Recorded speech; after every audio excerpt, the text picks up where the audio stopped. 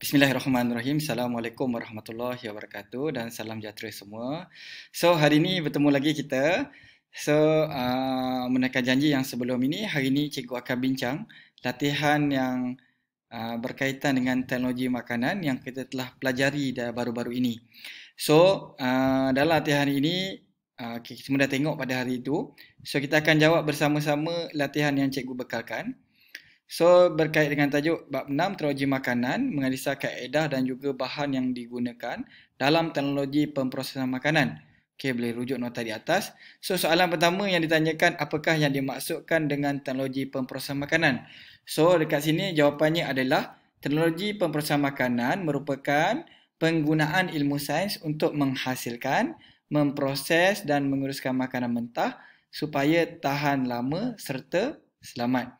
Okey, seterusnya, kita tengok soalan yang kedua. Namakan 3 contoh makanan yang diproses melalui teknologi pemprosesan makanan. So, boleh tulis dekat sini. Okey, makanan dalam tin. Okey, makanan ringan. Susu segar. Okey, lagi kita boleh guna ikan kering. Okey, keropok lekor vacuum. Tak kisah jawapan dia banyak mana Okey. So seterusnya kita tengok yang kedua pula bawah lagi. Apakah tujuan pemprosesan makanan? Betul tak membunuh mikroorganisma? Okey, betul. Memudahkan perencernaan makanan. Betul atau tidak? Okey, betul. Lagi tujuan dia menghalang kerosakan makanan. Betul atau salah? Okey, betul. Okey, seterusnya menjadikan makanan tahan lebih lama. Betul atau tak? Okey, betul. Menjadikan makanan yang diproses lebih menarik, enak dan berkhasiat. Betul salah? Betul. Okey, seterusnya untuk membazirkan makanan. Okey, totally wrong salah.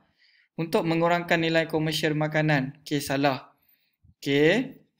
So, seterusnya, cuba tengok. Tandakan jenis bahan kimia yang digunakan dalam pemprosesan makanan. Okey, ada tak kita belajar pasal pengawet? Bahan kimia yang gunakan. Okey, ada. Pewarna ada tak? Okey, ada. Peluntur, ada tak peluntur? Okey, ada. Perisa, ada tak perisa? Okey, ada. Pemanis.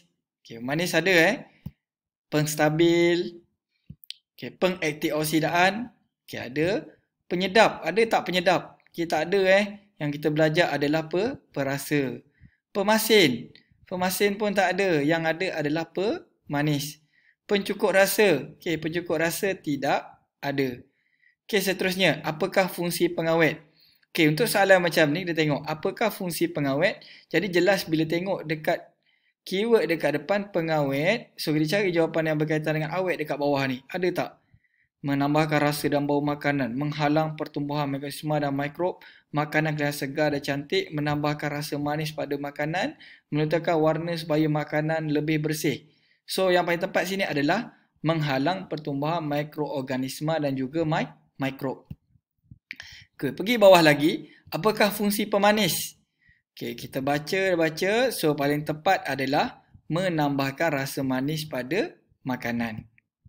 Okay, so tengok lagi.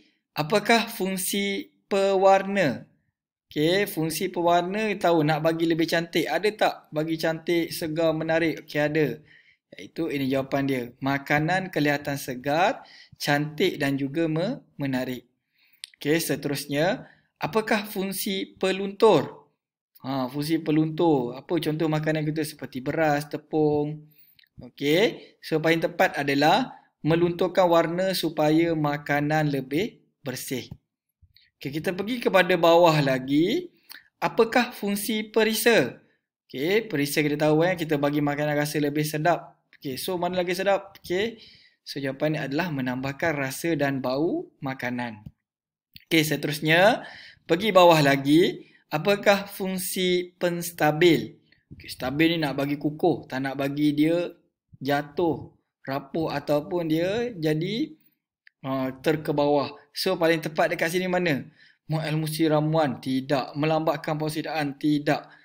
Menstabilkan dengan menghalang bahan tertentu daripada termendap. Menambahkan nutrien supaya makanan lebih berkhasiat. So, jawapan ni adalah Okey, menstabilkan makanan dengan menghalang bahan tertentu daripada termendap, daripada turun ke bawah. Okey, seterusnya pergi lagi. Apakah fungsi pengemulsi? Okey, biasa kita ingat untuk yang mana bahan tak bercampur seperti lemak dan air. So, paling tepat ada tak jawapan dia? Mengemulsi ramuan yang tidak bercampur seperti lemak dan air. Okey, bawah lagi kita tengok apakah fungsi bahan pengantioksidaan. So mana tengok ni? Nampak mengemulsi makanan bercampur dengan air. Okay, tidak. Melambatkan pengoksidaan makanan dengan lemak. Okay, ini paling tepat. Melambatkan pengoksidaan lemak dalam makanan. Okay, seterusnya pergi lagi. Yang paling terakhir adalah apakah fungsi nutrisi tambahan? Okay, nampak nutrisi tambahan. Maknanya mesti kita nak tambahkan lagi nutrien dia. Ada tak jawapan dia? Okay, jawapan dia paling bawah iaitu menambah nutrien supaya makanan lebih berkhasiat. Okay guys, then kita submit. Okay guys, sampai saja kelas cikgu. Okay, kita jumpa dalam kelas seterusnya. Dan jangan lupa jaga kesihatan. Dan juga jangan lupa untuk belajar. Terima kasih semua. Assalamualaikum.